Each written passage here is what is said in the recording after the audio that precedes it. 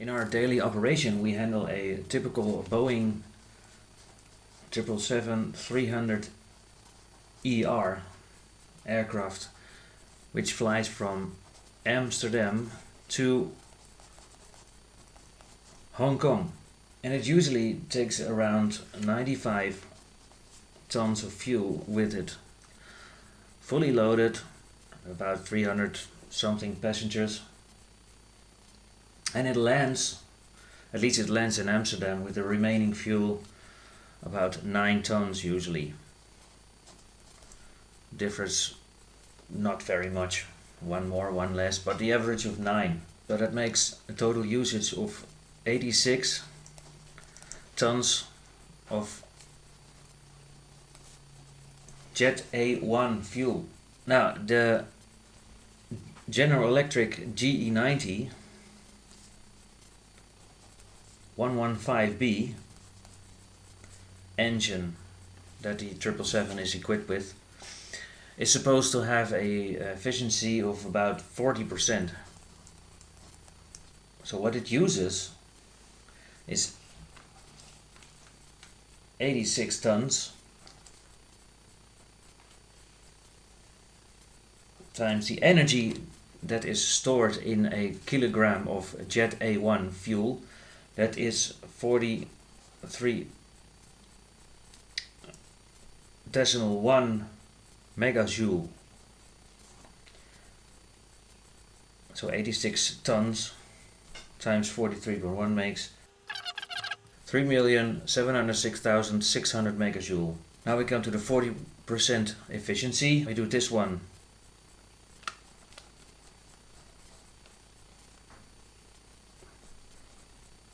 times 0.4, and then we get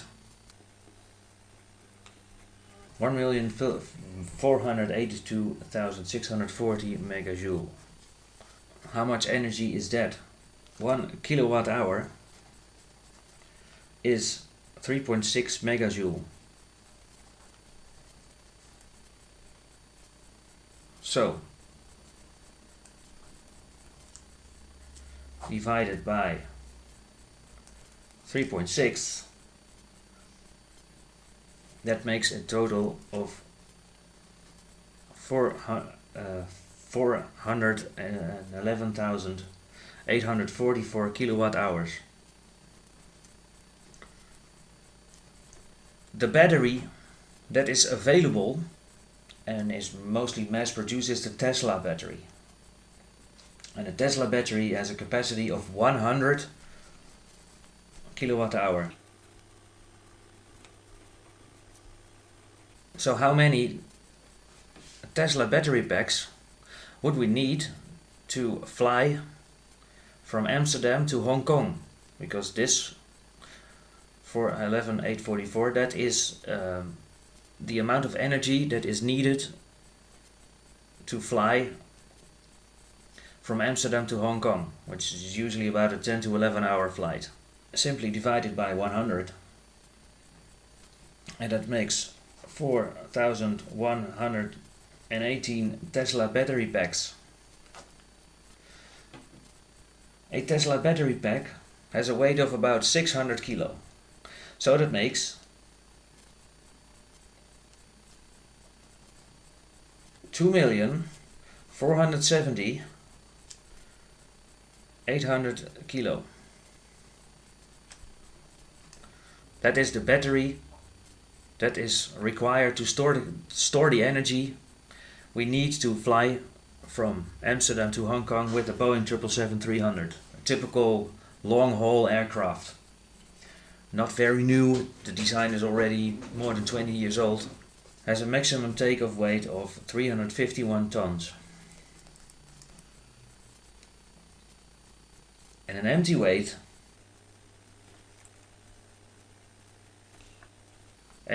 of 168.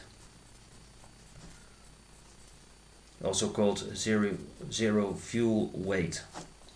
So that makes 183 tons, which is payload and fuel. We came up with 2,470,800 kilo. So that is more than 10 times the total weight this aircraft can carry. So that would be unrealistic. There's still a lot of challenges concerning energy and concerning storage of energy. The current batteries cannot store this amount of energy. So that is, for now, is unrealistic. But for now, let's assume that the weight issue is solved. Assume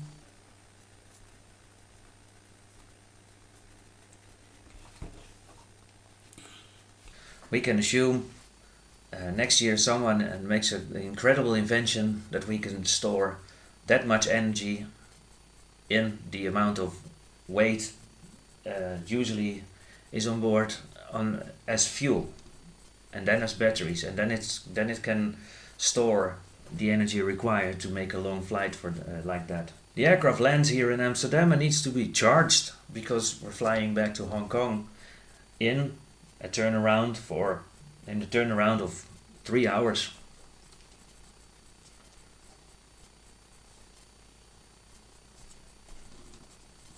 And it needs to be charged.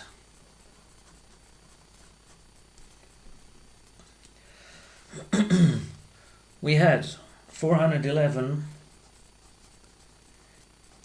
844 kilowatt hour that we need. And that is what we need. That's not even with the usual extra fuel they carry for diversions and that. I'm not even accounting for that. Let's make it a 2 hour turnaround.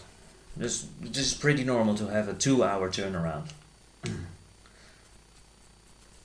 So divided by 2, that makes watts, and that makes, let's say, 206 megawatt.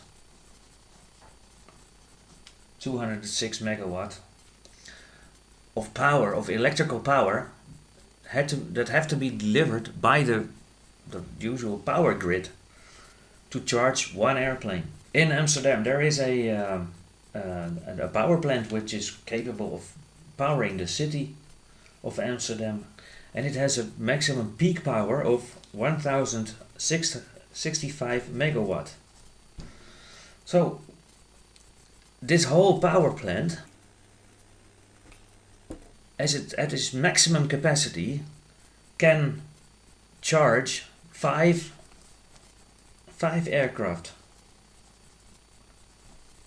simultaneously, and not even powering the city.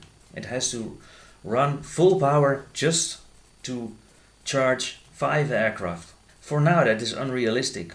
The amount of energy is that high that it cannot be delivered in a normal way. You need massive nuclear power plants. Our energy demand will rise significantly in the next years. We have a long way to go. That is what this shows. And that is what I wanted to tell. See you next time.